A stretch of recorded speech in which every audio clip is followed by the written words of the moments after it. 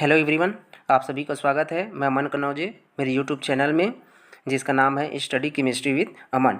आज हम पढ़ेंगे फोटो इलेक्ट्रॉन स्पेक्ट्रोस्कोपी। इसके पूर्व हमने electron spin resonance spectroscopy, nuclear quadrupole resonance spectroscopy, photo acoustic spectroscopy भी पढ़ लिया है। उसका जो वीडियो है मैंने अपलोडेड कर लिया है यूट्यूब में। चलिए तो आज पढ़ते हैं फोटो इलेक्ट्रॉन स्पेक्ट्रोस्कोपी। इंट्रोडक्शन क्या है? Photoelectron spectroscopy (PES) is a powerful technique for probing the electronic structure of atoms, molecules, and solids.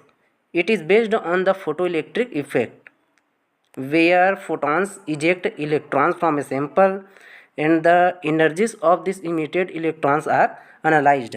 यानी कि फोटो इलेक्ट्रॉन स्पेक्ट्रोस्कोपी एक शक्तिशाली जो है तकनीक है, जिसका उपयोग क्या है, परमाणु है ना, अणु और ठोस पदार्थों की इलेक्ट्रॉनिक संरचना का अध्ययन करने के लिए किया जाता है।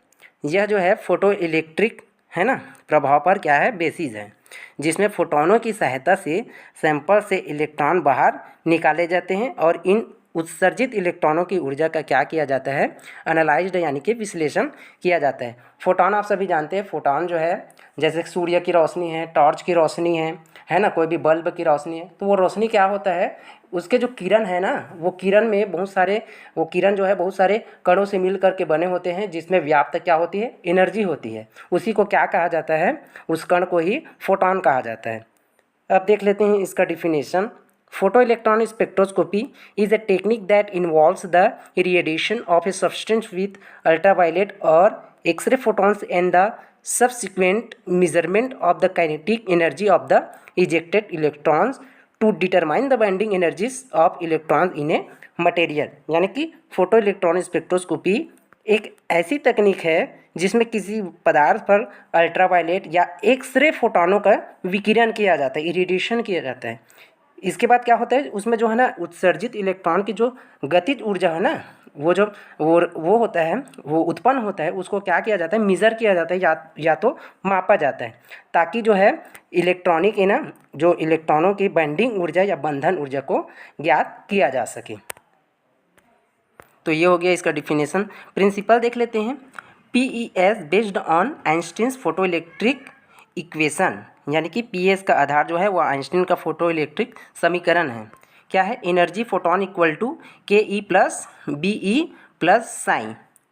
यहाँ पे जो है एनर्जी फोटोन क्या है, energy of the incident photon है। के क्या है, kinetic energy of emitted electron है। BE क्या है, binding energy of the electron. और साई क्या है, work function of the material negligible for gases. From this, the binding energy of an electron can be calculated as B equal to HV minus KE। ये हो गया इसका principal. इसके types भी हैं, है ना, जैसे कि यहाँ पे दिया गया है UPS यानी कि अल्ट्रावायलेट PES। ये क्या करता है, यूजेस UV लाइट 10 से है ना 45 EV to study valence electrons, यानी कि वैलेंस इलेक्ट्रॉन का अध्ययन करने के लिए UV लाइट है ना, UV लाइट का क्या किया जाता है, उपयोग किया जाता है। इसके अलावा इसमें दिया है XPS यानी कि ESCA और एक्सरे PES है ना, और ESCA uses x rays ALKA MGK to study core level electrons. ये क्या करता है, कोर लेवल इलेक्ट्रॉनों का अध्ययन करने के लिए एक्सरे का उपयोग किया जाता है। इसके अलावा इसमें AES, जिसे कि अगर इलेक्ट्रॉन स्पेक्ट्रोस्कोपी भी कहा जाता है ना, based on secondary emission process for surface composition, यानी कि सतह की संरचना का अध्ययन करने के लिए द्वितीयक उत्सर्जन प्रक्रिया पर क्या है, ये बेस है। उसके अलावा HAXPES hard X rays PAS used high energy X rays, यानी कि गहरे कोर स्तरों के अध्ययन के लिए उच्च ऊर्जा एक्सरे का जो है उपयोग किया जाता है। ये हो गया इसके टाइप्स। अब इसका इंस्ट्रूमेंटेशन देख लेते हैं। The basic components of A PES system include. इसका जो इंस्ट्रूमेंटेशन है बहुत ही अच्छा है और थोड़ा सा सिंपल टाइप का है इसका स्ट्रक्चर।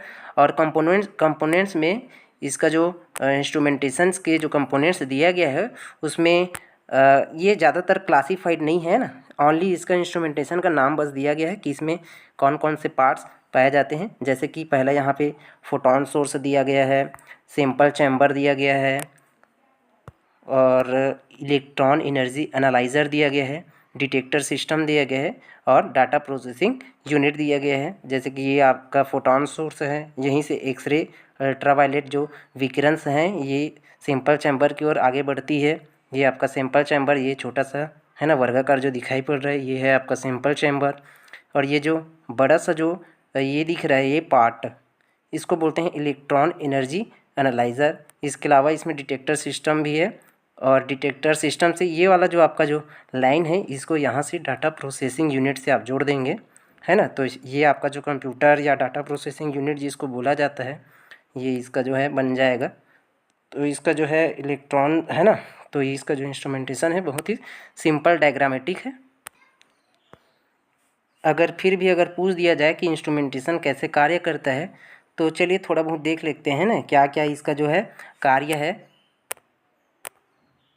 जैसे कि पहला दिया गया है, पहला क्या दिया गया है, फोटॉन सोर्स। जैसे कि मैंने पहले ही बताया है ना, फोटॉन स्थिरित वह हिस्सा होता है जो यूवी अल्ट्रावायलेट या फिर एक्सरे किरण जो है उत्पन्न करता है। इन फोटॉनों को नमूने या सैंपल में डाला जाता है ताकि वे क्या है उनमें से इलेक्ट्रॉनों को क्या कर सके, बाहर निकाल सकते हैं। या तो सिंपल वर्ड में ये बोल सकते हैं कि फोटॉन स्रोत इलेक्ट्रॉनों को बाहर निकालने वाली ऊर्जा देता है, ठीक है। इसके अलावा इसमें सैंपल चेंबर दिया गया है ना। सैंपल चेंबर क्या है, यह सुनिश्चित करता है कि फोटॉन सीधे नमूने पर पड़े, यानी कि सैंपल चेंबर एक तरह का क्या है, कमरा है ना। जैसे कि अभी इसका देख लेते हैं, ये एक प्रकार का क्या है, यहाँ पे कमरा है। ये कमरा में क्या है, जहाँ सारा प्रयोग होता है ना, सैंपल चैम्बर में। तो ये हो गया सैंपल चैम्बर। इसके अलावा इसमें क्या दिया है, इलेक्ट्रॉन एनर्जी एनालाइज़र। ये रहा आपका इलेक्ट्रॉन एनर्जी एनालाइज़र। इसका क्या कार्य है, ये नमूने से निकले इलेक्ट्रॉनों की ऊर्जा मापता है। मापने का कार्य हमने इसका डिफिनेशन में पढ़ा था, ठीक है। और ये क्या करता है, पता लगाता है कि बाहर जो निकला है इलेक्ट्रॉन वो कितनी ऊर्जा जो है व्याप्त है उसमें, ठीक है। इसके अलावा ऊर्जा के आधार पर यह बताता है कि इलेक्ट्रॉन पहले किस ऑर्बिटल में था। और इसको भी सरल शब्द में ये बोल सकते हैं कि यह मशीन इलेक्ट्रॉन की ताकत, यानी कि जो उसमें ऊर्जा होती है ना, व्याप्त ऊर्जा होती है, उसको क्या करता है, मापता है, एनालाइज करता है। इसलिए इसको इलेक्ट्रॉन एनर्जी एनालाइजर के रूप में जाना जाता है। इसके अलावा इसमें डिटेक्टर सिस्टम दिया गया है ना। डिटेक्टर सिस्टम क्या करते हैं, डिटेक्ट करने का कार्य करता है। इसका कार्य क्या है, ऊर्जा मापने के बाद जो इलेक्ट्रॉन को है ना क्या किया जाता है, गिना जाता है और उनकी जानकारी रिकॉर्ड करता है। ये कितने इलेक्ट्रॉन निकले यह गिनना इसका जो है कार्य है ना। हर इलेक्ट्रॉन की ऊर्जा की जानकारी को ये क्या करता है, रिकॉर्ड करता है ना। डिटेक्टर एक गिनती करने वाला और रिकॉर्ड करने वाला क्या है, सिस्टम है। सिस्टम यानी कि यंत्र है, ठीक है। इसके अलावा इसमें डाटा प्रोसेसिंग यूनिट भी दिया गया है। जैसे कि ये क्या कार्य करते हैं, डिटेक्टर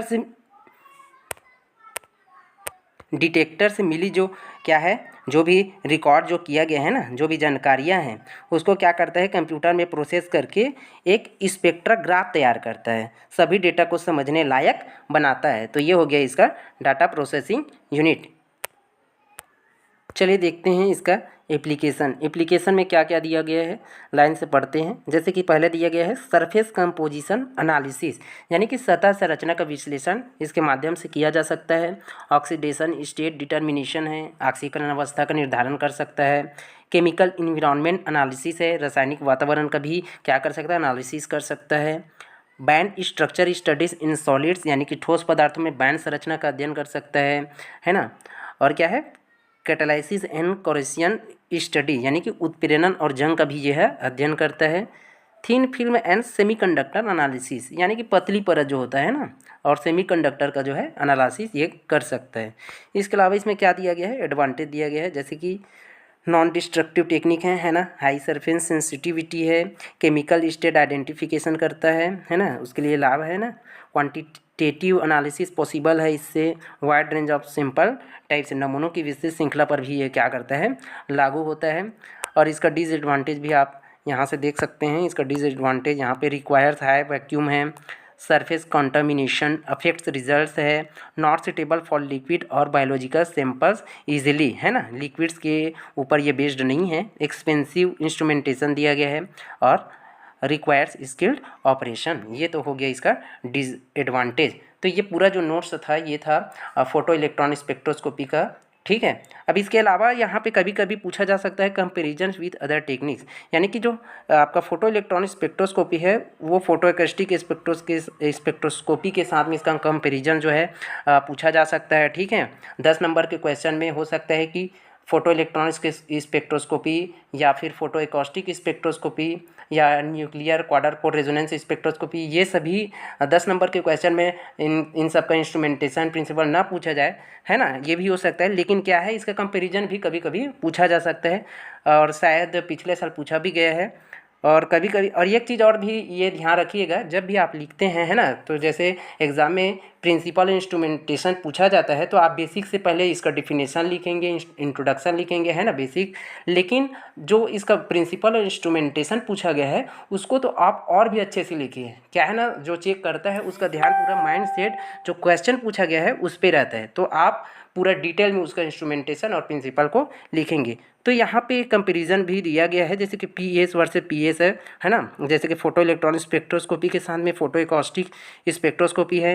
यहाँ सेकंड है पीईएस वर्सेस एनक्यूआर के साथ में दिया गया है, पीईएस वर्सेस ईएसआर के साथ में भी दिया गया है। ये सभी चारों टॉपिक्स को हम आगे भी पढ़ चुके हैं, है ना। तो यहाँ पे आज का ये जो फोटो इलेक्ट्रॉनिक स्पेक्ट्रोस्कोपी का जो टॉपिक था यहाँ पे समाप्त होता है। नेक्स्ट क्लास में हम किसी ऐसे ही और टॉपिक को पढ़ेंगे, प्रकाश डालेंगे। तब तक के लिए शुक्रिया। आशा करता हूँ यह जो आज का जो टॉपिक है वो आपके लिए हेल्पफुल होगा।